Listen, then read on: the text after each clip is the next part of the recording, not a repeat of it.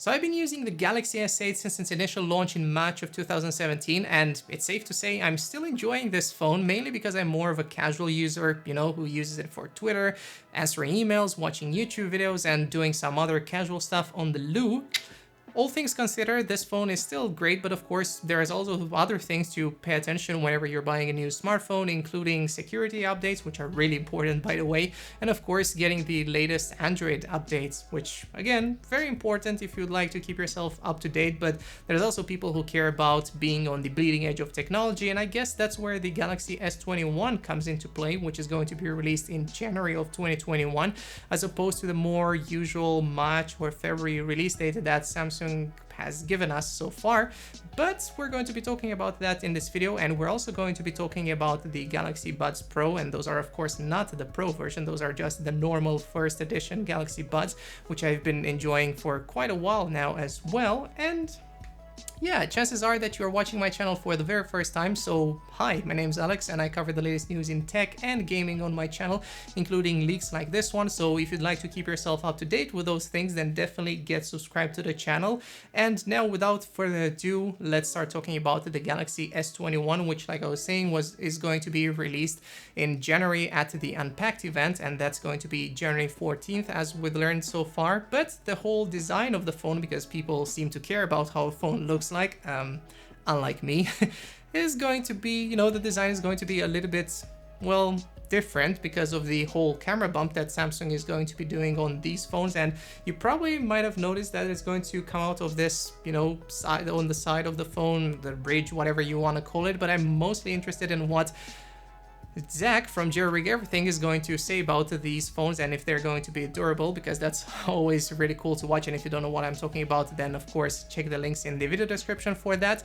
And Samsung is of course going to release 3 different models for those phones, those being the S21, the S21 Plus, and the S21 Ultra. Now, of course, that's only design that we have talked about, and I don't really care about that. Some people mostly care about, or most people care about, the cameras and the camera quality, and that's what the camera bump is going to house. And how about we talk about the cameras that Samsung is going to be putting on these phones? We've learned that they're going to be doing pretty much the same that they've been doing for the last smartphone, this being of course the S20, and the S21, S21 Plus will share the very same 12 megapixel ultra wide camera, the 12 megapixels main sensor, and the 64 megapixel telephoto camera, which to me sounds like a solid combo. But again, it really reminds me of the S20 and their camera setup. But maybe Samsung is going to be adding some of their new second generation special sauce cameras, because otherwise that would be really nuts to still do the very same camera setup for a new generation of phone, which is, starting to look more like a refresh rather than a very new, really great smartphone. Now, of course, on the S21 Ultra, they're going to be making some changes. Namely, they're going to be adding their new second generation 108 megapixel sensor, a 12 megapixel ultra wide sensor, a 10 megapixel 3x optical telephoto camera, and of course a 10 megapixel 10x optical telephoto camera, because people just can't get enough of those, apparently. Now, I think that's not the reason, but hopefully all of these cameras are going to be able to snap some really great shots, and you're going to enjoy them as much as I've been enjoying the photos on the S8 when it launched. Right now, not that great at the moment. However, you're going to be able to get 1080p 240 FPS recording out of these cameras. You're going to get 4K 120 FPS, and on the Ultra you're going to get 8K 30 FPS, but don't expect that to be all that great. We've already seen that with the S20. It's not professional grade cameras that you are going to be using on these little boys right here. Although, speaking of little boys, those are not going to be all that small, because the whole phone is going to be coming at 6.2 inches for the S21 with a Full HD Plus panel with 120 Hz support.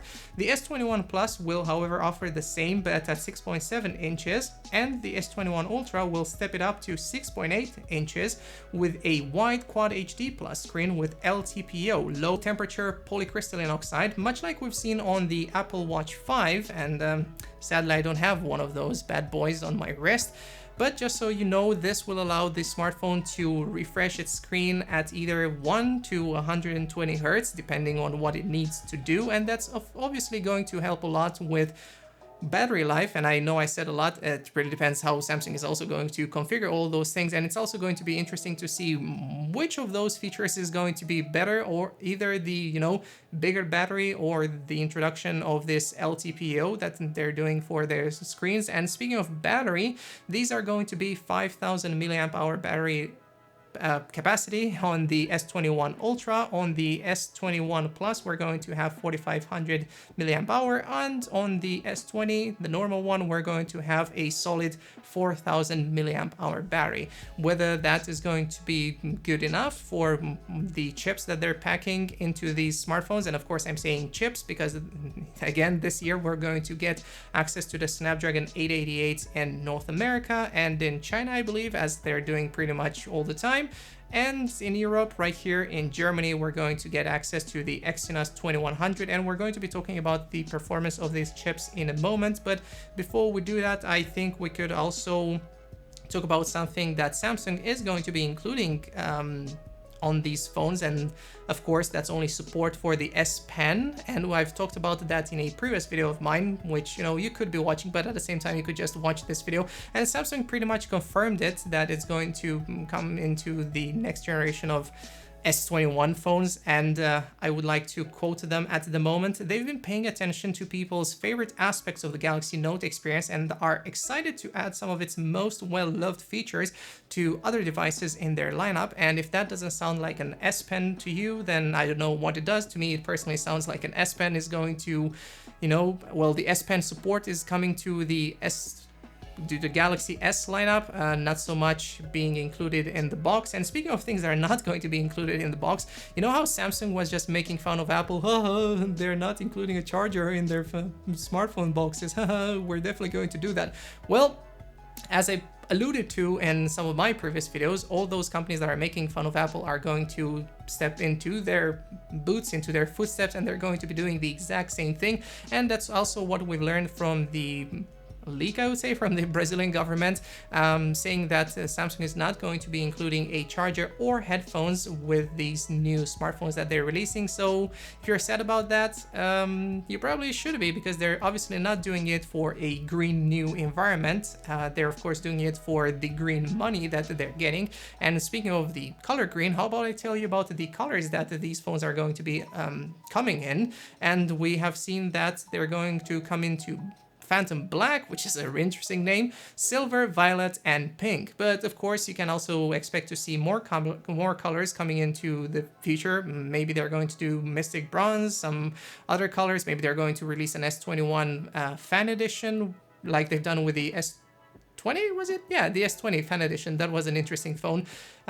So yeah, that'll be interesting if Samsung is going to do that. And be sure that if they are going to be doing that, I'm going to have a video on that on my channel. So hey, there's yet another reason to subscribe. Now, I promised you guys I'm going to be talking about the Exynos and Snapdragon processors as well. And speaking of that, we have seen that the Exynos 2100 is not necessarily going to be able to beat the Snapdragon 888 yet again, but let's look at the results that the Snapdragon 888 was able to reach. And we have talked about that on the channel already, and what Snapdragon is doing with these chips is really interesting, to be fair. Now, it really depends what manufacturers decide to do with the whole SoC, if they want to, you know, pick and choose different feature sets that they would like.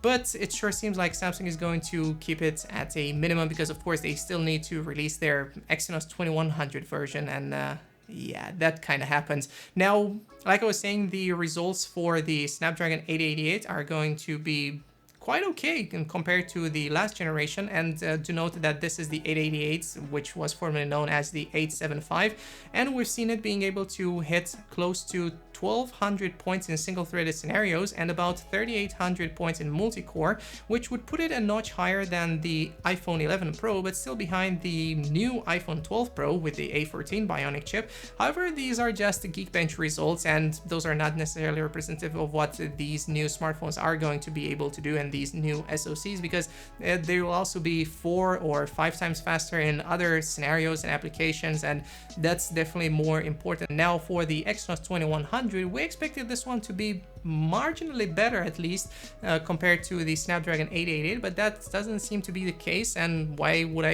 expect it to be a little bit better? Well, that's because the 1080 that we've seen in Vivo phones looked a little bit close to the Snapdragon 888, and we expected that to, you know, hey, it's the 2100, it's probably going to be better than the 888, but results show that it's sadly not. And that's quite sad, given that, you know, in North America you're going to get the faster chip, and all over the world you're most probably going to end up with a slower chip. And to that I can only say, Samsung, you know, you could either let us to buy the Snapdragon version even here in Europe if we would like to, just like we can choose if we would like to get the 4G or the 5G variant. That's also something I forgot to talk about.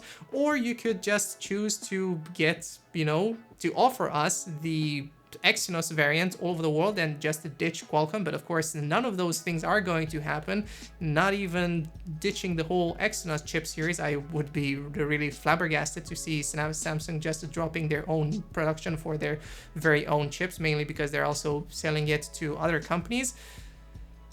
But I really hope that this situation is going to change. And speaking of connectivity, I just mentioned that, you know, at least in Europe, you're going to be able to choose between 4G and 5G for these new smartphones. And that's great, because 5G is not here in Europe, I would say, given the whole infrastructure, and it's not here in, you know, in China all that great, or in the United States. Performance is still hit or miss, I would say. And it's also important to note that 5G can also just drain your battery way more, and if you don't want that, then just go with a 4G model. I think that pretty much sums it up. In terms of pricing, you can expect to pay anywhere between 850 to 1,400 US dollars or euros, depending on where you live, for all of those new smartphones that Samsung is going to be releasing. And of course, you can expect that for the normal S21 128GB version, you're going to be paying 850 out of your pocket. But of course, if you'd like to go for the S21, you're going to have to pay either 1050 for the 128GB version, or 1,100 bucks for the 256GB version. And if you would like to get yourself the Ultra S21, then you're going to have to shell about 1,400 euros or US dollars out of your pocket, and that's you know, an eye-watering sum, to be fair, especially when you're looking at the Galaxy Z Fold 2, which has been on sale quite often at the moment. And Martin, my friend from TechAltar, you know, casually supporting him in this video, has managed to get his hands on a Galaxy Z Fold 2 for about 1,100 euros, and that's amazing. You can probably find all of those deals at the moment ever still, and I would expect that, you know, all of those phones are of course going to go down in price, as it's usually the case with Samsung devices. I have also managed to snag this one, not necessarily at launch like I was saying, but 3 months after that, and they're also just going down in price really easily. They don't really hold their value, they depreciate, I would say.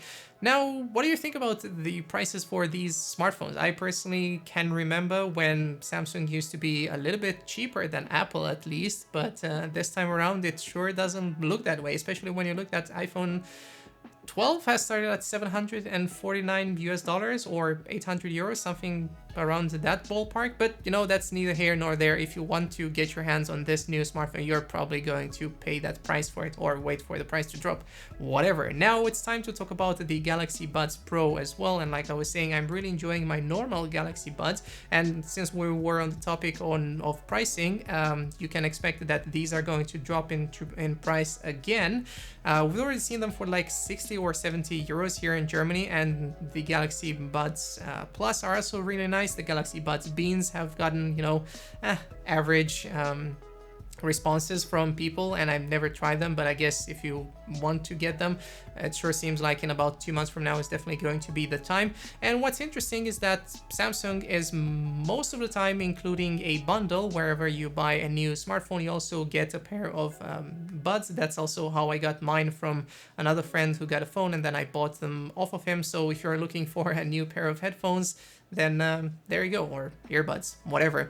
Now, the new Galaxy Buds Pro, I've already covered them on my channel, but just so you get the whole idea, they're going to be very similar to the AirPods Pro, and also in terms of pricing, because they're not going to come in cheap. I've heard that they're going to be selling for about $229 US or euros respectively, and again, that's pretty crazy to think about. But of course, they're also including a very new feature called 3D visual sound, or virtual sound, whatever, and that's going to, of course, go head-to-head against Apple's Spatial audio. But let me just quote them real quick with whatever they said right here.